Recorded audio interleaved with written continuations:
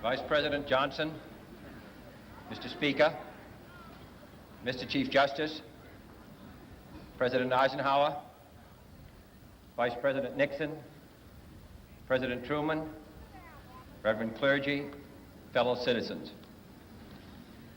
We observe today not a victory of party, but a celebration of freedom, symbolizing an end as well as a beginning, signifying renewal as well as change.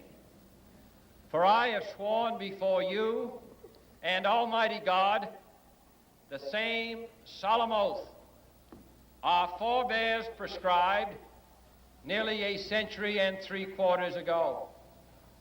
The world is very different now, for man holds in his mortal hands the power to abolish all forms of human poverty and all forms of human life. And yet the same revolutionary beliefs for which our forebears fought are still at issue around the globe.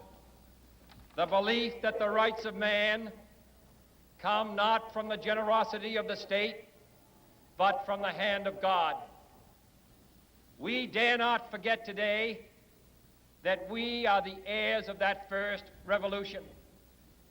Let the word go forth from this time and place to friend and foe alike that the torch has been passed to a new generation of Americans born in this century, tempered by war, disciplined by a hard and bitter peace, proud of our ancient heritage, and unwilling to witness or permit the slow undoing of those human rights to which this nation has always been committed and to which we are committed today at home and around the world.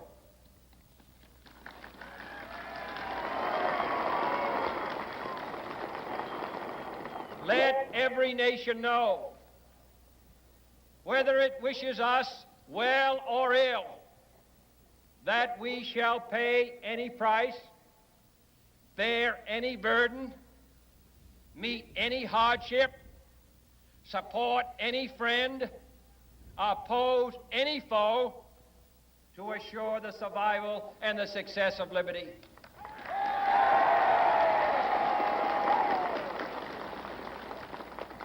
This much we pledge and more. To those old allies whose cultural and spiritual origins we share, we pledge the loyalty of faithful friends.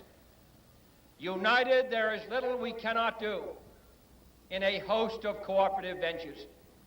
Divided, there is little we can do, for we dare not meet a powerful challenge at odds and split asunder. To those new states whom we welcome to the ranks of the free, we pledge our word that one form of colonial control shall not have passed away merely to be replaced by a far more iron tyranny.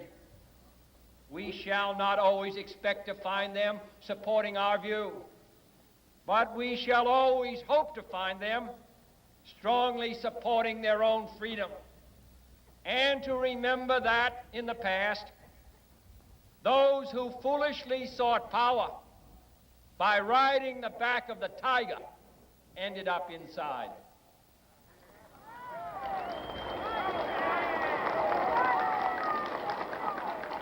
To those people in the huts and villages of half the globe struggling to break the bonds of mass misery, we pledge our best efforts to help them help themselves for whatever period is required, not because the communists may be doing it, not because we seek their votes, but because it is right.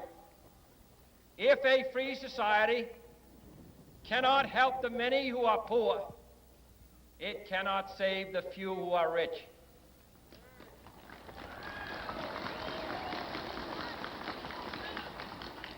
To our sister republics south of our border, we offer a special pledge to convert our good words into good deeds.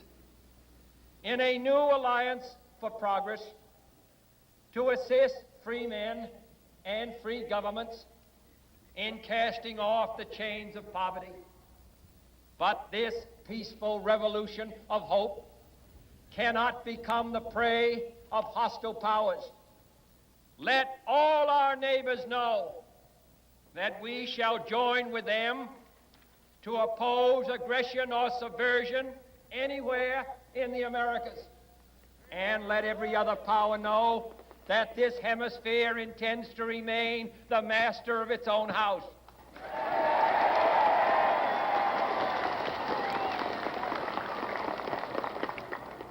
To that World Assembly of Sovereign States, the United Nations, our last best hope, in an age where the instruments of war have far outpaced the instruments of peace, we renew our pledge of support to prevent it from becoming merely a forum for invective, to strengthen its shield of the new and the weak, and to enlarge the area in which its writ may run.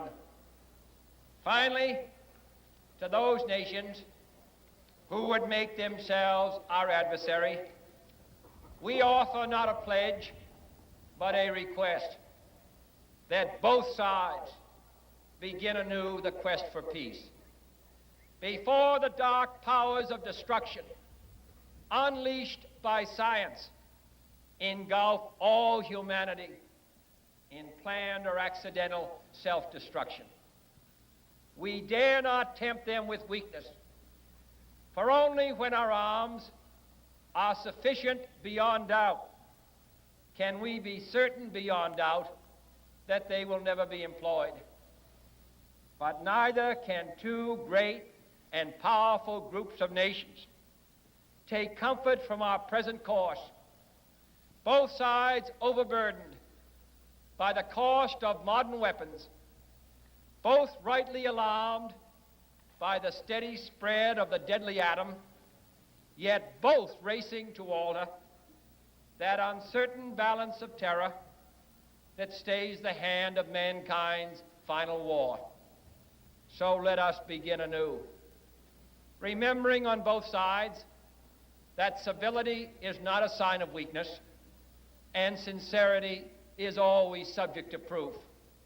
Let us never negotiate out of fear, but let us never fear to negotiate.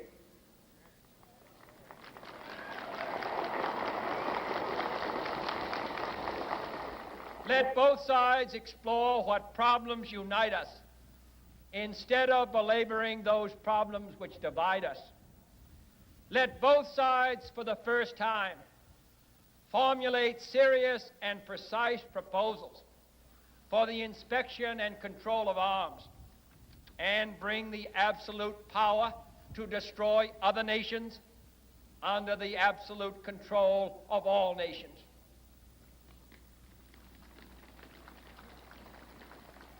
Let both sides seek to invoke the wonders of science instead of its terrors.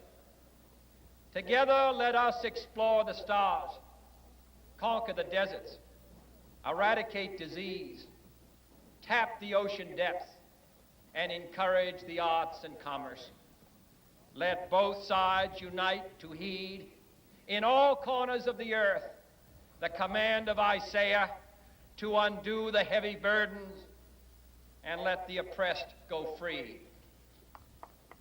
And if a beachhead of cooperation may push back the jungle of suspicion, let both sides join in creating a new endeavor, not a new balance of power, but a new world of law, where the strong are just and the weak secure and the peace preserved.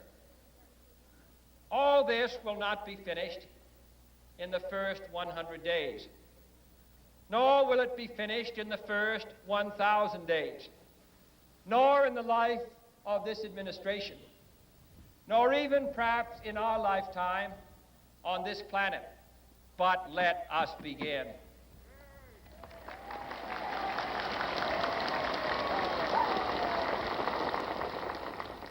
In your hands, my fellow citizens, more than mine, will rest the final success or failure of our course.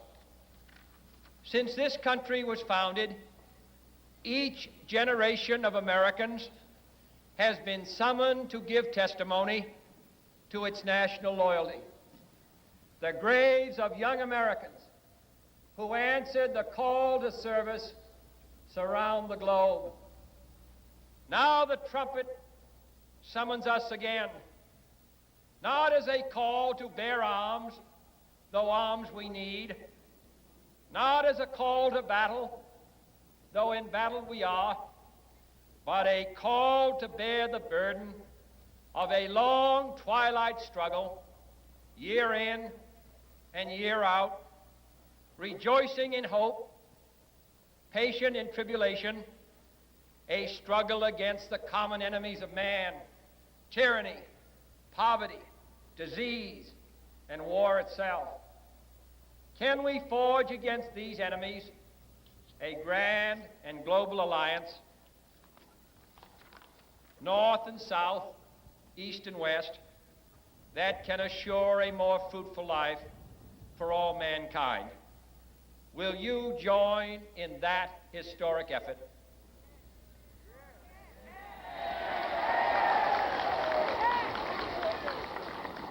In the long history of the world, only a few generations have been granted the role of defending freedom in its hour of maximum danger.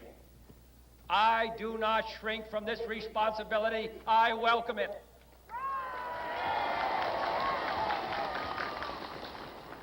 I do not believe that any of us would exchange places with any other people or any other generation. The energy, the faith, the devotion which we bring to this endeavor will light our country and all who serve it. And the glow from that fire can truly light the world. And so, my fellow Americans, ask not what your country can do for you, ask what you can do for your country.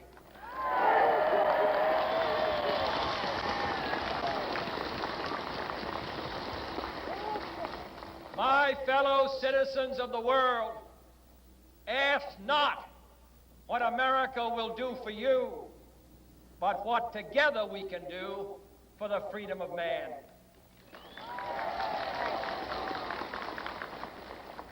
Finally, whether you are from that fire can truly light the world. And so, my fellow Americans, ask not what your country can do for you, ask what you can do for your country.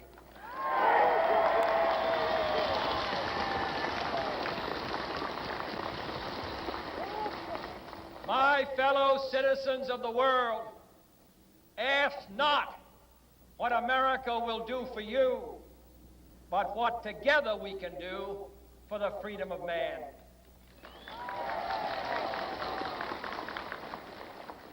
Finally, whether you are citizens of America or citizens of the world, ask of us here the same high standards of strength and sacrifice which we ask of you. With a good conscience, our only sure reward, with history the final judge of our deeds, let us go forth to lead the land we love, asking His blessing and His help, but knowing that here on earth, God's work must truly be our own.